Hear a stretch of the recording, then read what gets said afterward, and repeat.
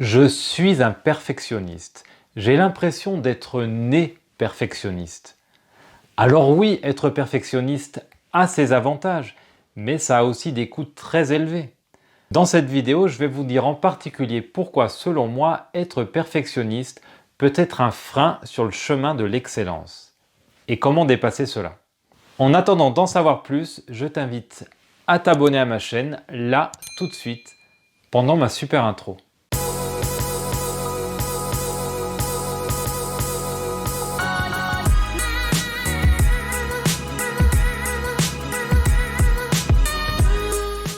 Bonjour, si tu es nouvelle ou nouveau sur cette chaîne, je suis Xavier. Je publie chaque semaine une vidéo dont l'objectif est de proposer un changement de regard sur un aspect de notre vie pour changer concrètement notre quotidien. Si tu veux recevoir chaque semaine la fiche synthèse de ma dernière vidéo, il te suffit de cliquer sur le lien dans la description. 19,5 sur 20. Plutôt pas mal comme note, vous trouvez pas ?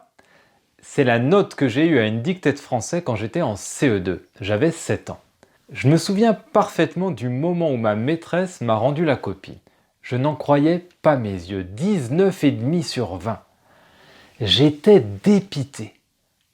Je ressens encore cette sensation du sol qui s'effondre sous moi, du vide qui me remplit, l'envie de me cacher. Je me revois encore rentrer à la maison à midi. J'avais honte. J'étais en colère. Depuis le début de l'année, je n'avais eu que des 20 sur 20 en dictée et là, c'était la fin. Je revois encore ma mère essayer de me tranquilliser, de relativiser, mais non, on ne peut pas relativiser un affront pareil. J'ai pleuré à chaudes larmes pendant un long moment, j'étais en deuil. Comment avais-je pu être aussi bête pour oublier ce ENT à la fin du verbe à la troisième personne du pluriel? J'avoue avoir un peu honte de cette anecdote qui est 100% véridique. Mais pour moi, elle reflète bien ce qu'est le perfectionnisme. Il n'y a pas de gradient, c'est parfait ou c'est nul. Et 19,5, ce n'est pas parfait, donc c'est nul. Alors ne me demandez pas comment on devient perfectionniste. Me concernant, je n'ai jamais ressenti de pression de la part de mes parents sur les notes.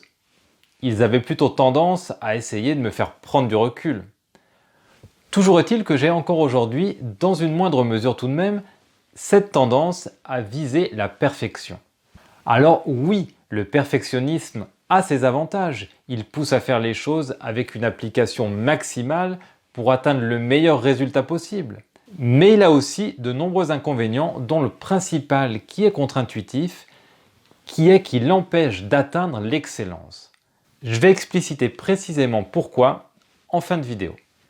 Tout d'abord, le perfectionnisme représente une dépense très élevée d'énergie. Au lieu de réaliser simplement une tâche, un perfectionniste réalise simultanément deux actions.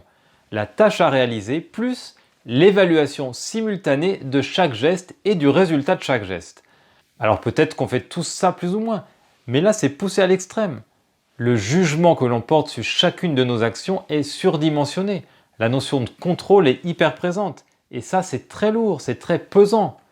Pour soi mais aussi pour les autres.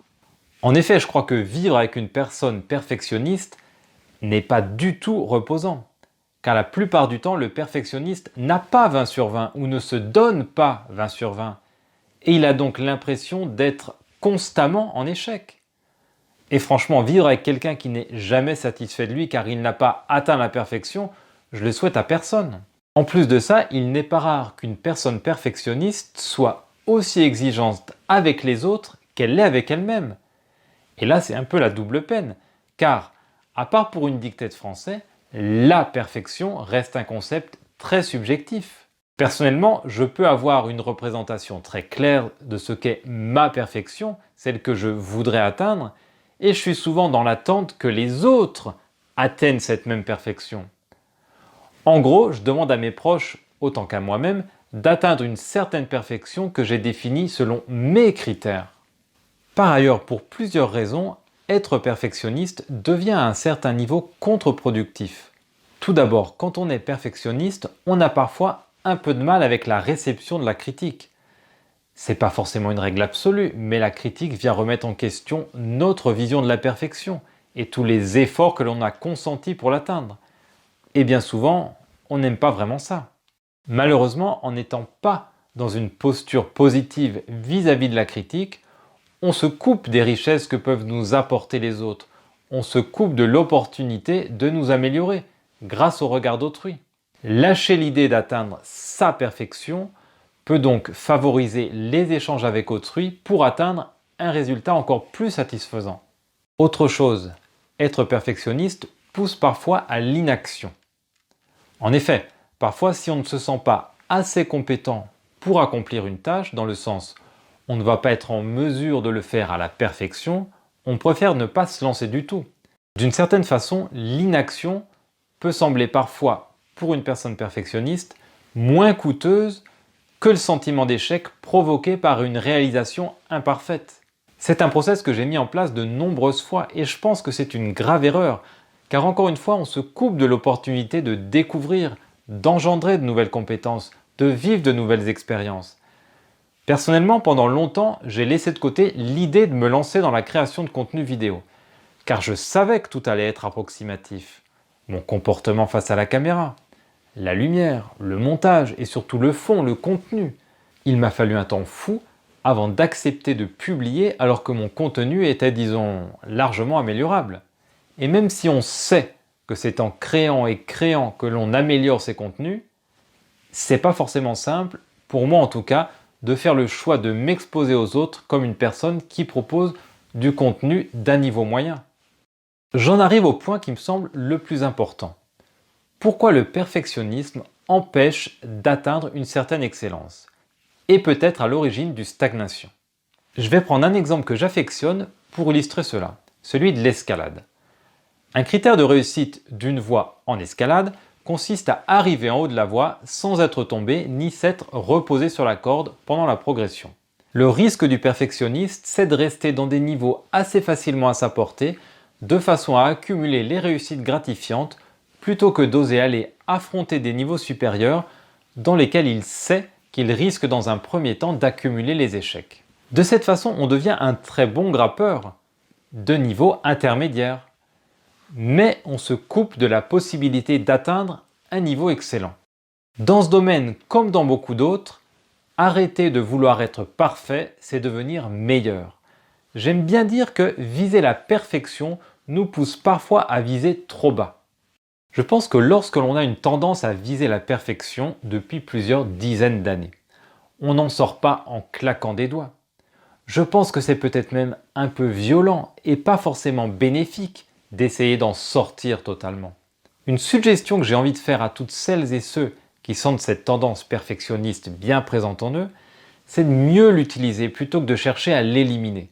Une solution que j'ai trouvée, c'est de changer ces critères de perfection d'une façon telle qu'ils incitent à l'action plutôt qu'à l'inaction, au dépassement plutôt qu'à la stagnation. Illustrons ça avec mon exemple de création de vidéo.